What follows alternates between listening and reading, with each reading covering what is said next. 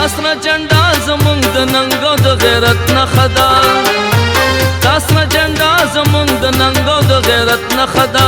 د محبت نښه ده د محبت نښه ده یا پښتنو یا پښتنو دا د خلوص او د جذبې د صداقت نښه ده دا د خلوص او د جذبې د صداقت دا دویم هفته ده چې په دې موضوع کې په یو ویلیج کونسل کې هم شمولیت وشو هغه ویلیج کونسل کې خو جاوید خان صدر و دلته زما نور صدر او سیکرټري صاحب دي نو دا په دې یو هفته کې دننه دوه شمولیتونه دا ډېر لوی تاریخي خبره ده او بله خبره دا کومه چې ستاسو زموږ د دې کلي او ستاسو د دې کلي د دې کلي ممبر دی او ډاکټر امجد نومې دی هغه چې زما په کلي کې پروګرام کوي نو د ټولې حلقې خلک راغونډ کړي خو دومره نه وي نو تاسو ته مبارکي ځکه درکوم ځکه چې وایس میسج چلولی و چې وروره هغه اباخیل ته کونسل به دې ته راځي کانټاکټ جهانګیر به دې ته راځي دا به دې ته راځي نه موږ وایس میسج چلولی دی صرف په فیسبوک چلېدلی دی چې ضلع صدر صاحب به راځي او زموږ نومونه ورکړو بلي اکبر خان دلده ورکړو نو زه تاسو ته داد در کوم د زړه د کومې خراج تحسین پېښ کوم او مبارکي در کوم چې آفرین نن په دې وخت کې د عوامي نېشنل پارټۍ سره ودرېدل دا جهاد کول دي ځکه زموږ سره څه پیپ او کوڅه او لار نشته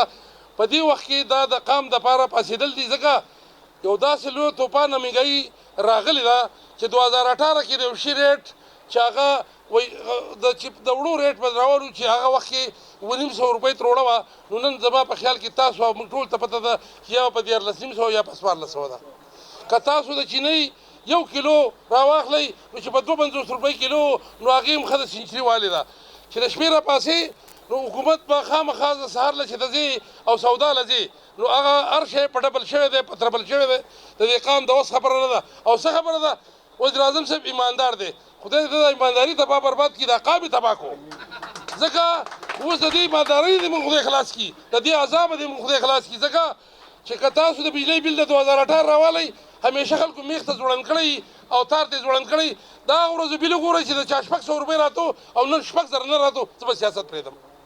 په ژوندونې پوره نه شوه دا ارمان دی زما د انقلاب جنډه زما په جنازه وتړل زه خپلو هغه وروڼو ته دوستانو ته مبارکباد هم پیش کوم او زه د هغو پښتو ته هم سلام پیش کوم زه د هغو غیرت ته هم سلام پیش کوم چې کله تیر شمولیت و زمونږه کله چې دا نننۍ زمونږ د پښتونوالي او ستاسو په شریکه جرګه ده نو دې له د دې ځي ډاکټر راغلی دی ډاکټر نه دی دا ممبر دی راغلی دی وایي چې ستاسو څه ضرورتونه یې چې هغه زه پوره کړم نو چې د سرې ټوپۍ تابیا وکړي او سره ټوپۍ په سره یي نو هغه په دې ځي باندې د مرګ چې دی نښې هم لیکلي دیو حکومت له لته ورکړه او د پښتونوالي سره شامل شو او زموږ ورسره هم د پښتو دا لوز دی چې ډېر په ایماندارۍ او په غیرت به ستاسو سره ودرېږو تاسو به چېرته هم پاتې نه راولو مشرانو زما شیرشاه خان هم خبرې وکړې خواجه خان خبرې هم وکړې صدر صاحب خبرې هم وکړې د تاسې له یو خبره خو دوباره زه دا اپیل کومه چې کم د اتوار د ورځې